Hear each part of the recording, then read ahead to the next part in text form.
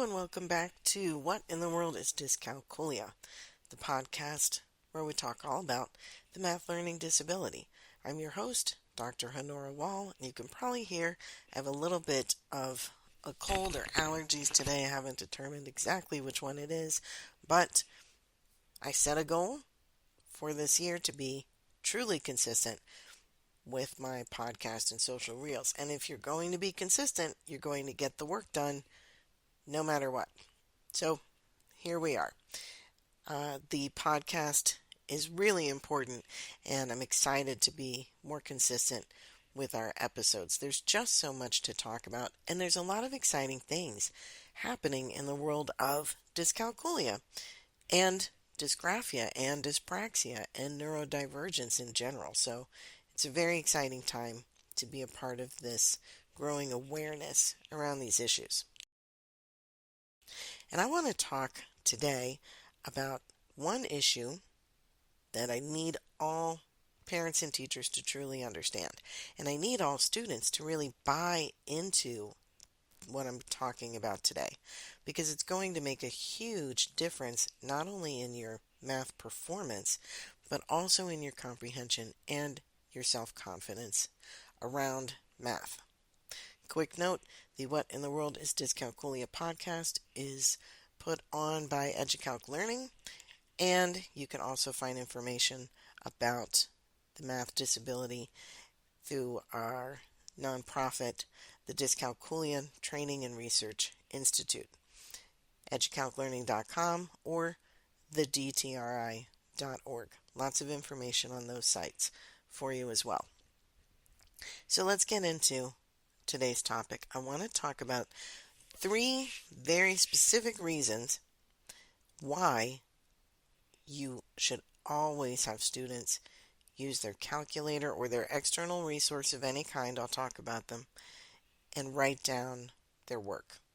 And students, if you are not checking your calculations and you are not writing down your work, you have exponentially increased the chance of getting the wrong answer, even when you understand the math and you know what you're supposed to do.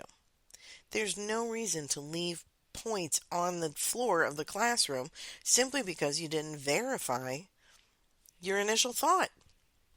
That is sloppy work. Teachers, I need you to require precision and don't allow any kind of sloppy work. And I'll also point out, for those of you who work with high achieving students, this is a really great habit to get into because everyone hits their wall when it comes to math. Students who are struggling are going to hit it earlier. Students who do a fantastic job and are always great at math in elementary and middle, sometimes even in high school, they're still going to hit their wall. They could hit it in algebra or geometry, or maybe they hit it when they get into college, but the older a student is, when they hit the wall in their math performance, the harder that hit is, because they've relied on the parlor trick of mental math and just getting it super fast and not having to work at it. And now they don't have the study skills and the strategies to back themselves up. And it's very damaging and disruptive. So we can avoid that by putting in good habits earlier. And we know that as teachers, so let's talk about those good habits and the justification for them. I want students to be using their grade appropriate tool to check calculations. Early grades, that could be a number line. Could be a 1 to 100s chart. Could be a multiplication list. I really hope you've printed out that old-fashioned times tables list and you're using that for so many different topics. Listen to some of our other podcasts or watch our YouTube channel or get into some of the monthly training and you'll find out why and how to use that tool. Then we're going to move into a calculator. We're going to use formula sheets to make sure we're writing down the right formula, putting numbers in their right spot, and we're checking our work as we go through. That's the first thing I want students doing all the time. And here's why. We're going to use that in conjunction with writing down our work. That is a tough one, especially if a student has comorbidity with dysgraphia. So it's going to look like a train wreck, and that's okay. Unless you are the writing teacher, you should not be grading on how nicely the numbers look anyway. You're going to use graph paper or some lined paper and grids and help students kind of line up their work and practice that handwriting skill. We're not writing down work so that it looks beautiful and to improve writing necessarily, but we are doing it to activate different parts of the brain through that tactile experience. And we're getting into a habit of writing things down so students can find their best handwriting, whatever it happens to look like for them. But we don't just give up on the skill if we know it's a struggle. We practice it and we don't grade on that because we know it's a struggle the student can't really control if they have dysgraphia or some other fine motor skill issue. There's more than one thing that can make a person have problem with handwriting. But we do want to write down that work because only doing work in our head is very difficult. Super easy to get lost in your thoughts, to overwhelm your short-term memory, and to get the wrong answer or lose your place. That's a second reason for writing down work. Let's say there's a distraction. There's a noise in the room. Someone comes in the room. You think about something else. I lose my train of thought all the time. Every adult does. So there's no reason we shouldn't expect children will as well. If I've written down what I'm doing, then I can go look at what I did and see where I left off. Much more efficient than trying to keep everything in your head. So the written work will help you keep track of where you are in a problem, help you keep track of your planning. How are you going to finish this problem? And it's a really useful skill. So here's our 3 reasons why we're going to use that external tool and we're going to write down our work. This is a great way to show evidence of our thinking, which is a big trend in math right now. And we've been doing this, capturing evidence of thinking through these very strange open-ended questions on a math problem. Even something as elementary level math as John has 2 red marbles, Sally has 3 blue marbles. How many marbles do they have in all? Explain your thinking. Well, the thinking is that we added 2 plus 3. So if we need evidence of thinking, showing where we got those numbers on a number line or a 1 to 100s chart or through manipulatives, that's a demonstration. Not all demonstration and evidence has to be written. It could be oral, it could be shown through using tools, or it could be written down for a student who prefers using their words and writing out an explanation. It's also a great way for you to informally find evidence of thinking. You can look at what your students are doing. You can watch them use the 1 to 100s chart, number line, multiplication list calculator, and see what buttons are they pushing, in what order, where are they putting their finger? Are they counting on, or are they starting to count from the square they're at? Are they able to make some loops on that number line, kind of hop along forward or backward? Now you can see what's going on because you're watching them do it. The student has to be the one doing the work. Otherwise, you're going to have no idea what the student actually knows. When they're writing it down, you can see, are they using the proper formula? Are they following the right steps and procedures? Which step is a stumbling block for different students? So for example, let's say I'm working with formulas. At any grade level, we really start using formulas very early. And I'll go with a straightforward one. Let's say I'm finding perimeter. And I've been working a couple of days on adding different sides to get a total perimeter. But now we're doing an extension. We're doing the reverse. I have the perimeter. I'm looking for a missing side. Well, first of all, working backwards like that is an entirely different skill for a student with dyscalculia. It's not a forward and back connection. It's not like a fact family. Those inverse operations can be separate and unique situations, separate and unique math topics for a student with dyscalculia. Understanding that can change your approach to teaching that lesson. And having the student write down the formula, put the numbers where they go. Now you can look over their shoulder or watch them do it on a dry erase board and hold those up so you can scan everyone in the class before they get started. Did they put the total perimeter where the P is in the formula, or did they put it somewhere else? Now you can see evidence that they are using a formula appropriately, putting numbers where they go, and that's going to set them up for success. That is true of our most basic to our most complex formulas. And if you are an older math student, hold on, make it through some of those complex formulas like distance or quadratic formula, because if you can get to physics, those formulas are much easier, much more straightforward. The ones in statistics aren't actually that bad. We've just used a lot of weird notation at that point.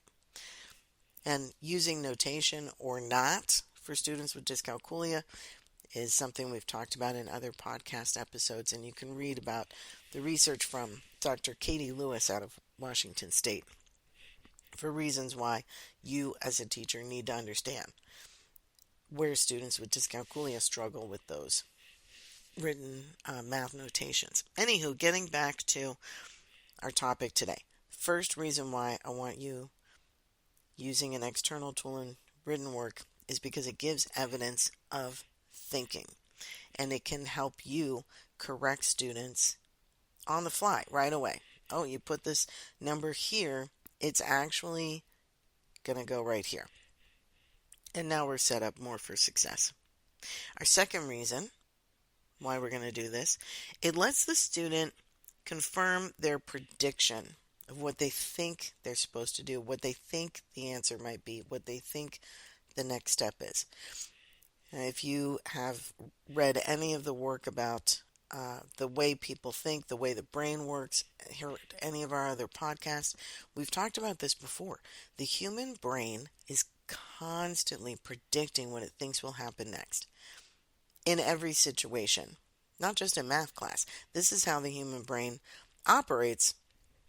We like to predict what we think is going to happen. And when we get confirmation that our prediction is accurate, we strengthen those neural pathways. And when we get a confirmation that our thinking was incorrect, we weaken those neural pathways. If we never get confirmation, or if the confirmation comes the next day, or Monday after the test, or maybe never, then the brain doesn't really know what to do with that information. So an easy way for you to help strengthen some of the pathways and connections in the thought process for your student is to make sure they immediately check their work by using those external tools. And really by fourth grade, there are topics where you can start introducing a calculator to reduce cognitive load, allow the student to transfer the formula or the concept into long-term memory without stumbling through numeracy issues. And now we're creating a very strong math foundation for the student. So we know they're going to predict. We want them to confirm either way immediately. For a student who's struggling, this can be the key to some really immediate growth. If they have low numeracy, weak math foundation, they're a multi-language learner, so they're trying to translate vocabulary in their head from one language to another, we want these external tools. It's going to strengthen the number part so they can focus on the other parts that are important for them. And if they have dyscalculia, their parietal lobe is going to lose math information over time, especially those basic facts. We know it to be true. So if you're teaching a student with known or suspected dyscalculia, here's an easy fix. Let them use their external tool, including the calculator, to check their work. If you don't, then what you're really assessing is their disability. You're not assessing their actual comprehension of math and their ability to do math. So that might be my strongest case personally. But even if they don't have dyscalculia, the constant confirmation ensures that the thing they remember is the right answer. What they always have is the right answer. It's not a lot of wild guesses. They have to be precise. And this is our third reason for using these external tools and for writing down our work. It's not just to take up a lot of extra time or to add to the workload. There are specific reasons tied to learning why this is important. And our third one is we're building a habit. We are requiring precision and accuracy. And that's vital. Trust and believe that if someone keeps studying math and science and becomes a chemist or starts working at NASA, I want them to be precise and accurate in their work. There is a stage where human lives truly depend on it. If they go into medicine, I want them to be precise and accurate. If they go into nutrition, I want them to be precise and accurate with the advice that they're giving. We need precision and accuracy. That doesn't come down from the ether. We don't become precise and accurate through osmosis. We do it through habit. These habits are built when we're younger. Do it in school. Get into the habit in first, second, third, fourth grade of writing down work, checking answers, and being precise before you hand things in. Don't take the work until the student has written something down, until they have confirmed all of their answers. It should be very easy grading for you as a teacher for all of your classwork and all of your homework, because you don't accept it until they've gone through and confirmed. Hand it back. They can get a late score if they don't do it on time. We've got to do that early to build the habit. And then by middle school and high school, we have a much larger group of students who know they have to show their work, who know they have to go check their answers. They already are doing it. So my elementary teachers, if you can start doing it now, then my middle school and high school teachers are going to have a nicer experience in a couple of years. Middle and high school, it's a struggle to build those new habits. Hard stop.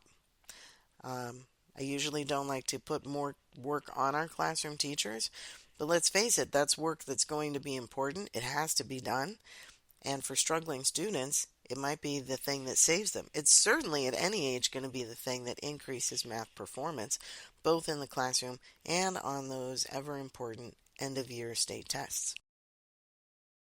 So if you're looking to increase test scores at your school, if you're trying to change your performance rating at your school, then as an administrator, you better be getting into every single math class and making sure everyone's writing their work and using whatever external tool is best for them and for the topic to check their work. If you always have an A because you're always writing out your work and you're always checking your accuracy of your answers, then you're going to continue that anytime you're doing math work. If you're constantly guessing and you really have no idea if you're right or wrong, and you kind of get the broad strokes, you have the basic idea of what's going on, but you're not looking for the little tiny details that are part of accuracy, well, that's why you're failing algebra 90% of the time, even for students with a math learning disability. My students do very well in algebra because we use external tools like a calculator to handle the numeracy part. We write things down and we verify that our numbers are in the right place. And then with that habit, we have the mental space to look for negative signs. We have the mental space to remember the rules of combining like terms. And we have the capacity to look for inverse operations. And we're not exhausted by the time we get to the end of the work. We can go back to the original problem and say, did I find what they wanted? Did they ask for the value of x? Or are they asking for the measure of this angle? Do I need to apply the value of x that I found? This kind of work with longer steps and procedures can be exhausting. So if we want students to be complete with their answer, then we need to make sure they're not mentally exhausted. And the habits of precision and accuracy are the tools that get us there. So, to recap, we've got to have students using their external tools longer than we think they should. You've got to get over this idea that mental math and speed is some kind of indicator of math accuracy and ability. They're not. Mathematical thinking should be efficient and it should be precise. I don't want to eat a muffin from a baker who said, I'm pretty sure it was a quarter teaspoon of baking powder. Like, I don't know. I put it in there. No, if I'm paying for a muffin, I want it to be really good. I'm going to need you to be a little more precise with your measuring. Same thing in math class. If I want students to be really good at math and to feel good when they're doing math and to understand and perform well in math, I need to let them use their external tools. I need to have them write down their work. If I'm going to be accurately grading what someone knows, I need to see it. I need to hear it. I need to have them show me and tell me. Written work. Here's why you're going to do it. It gives you better evidence of student thinking. For the student, it lets them confirm their predictions and create stronger neural pathways for the right answers. And over time, it builds the habit of being precise and accurate. Very important, not only in math, but really in any field. If you would like to know more about this topic, or if you want to know more about the research behind these ideas, get on Google Scholar, find some research articles. We're always trying to build more of these onto the website so that you can go back to the original source material. And check out our websites, educalclearning.com, or you can look at thedtri.org for more information. I'm Dr. Honora Wall. I appreciate you being part of the What in the World is Dyscalculia family. And please send me your questions, comments, concerns, and ideas for future podcast episodes. Thanks for listening. Talk again soon.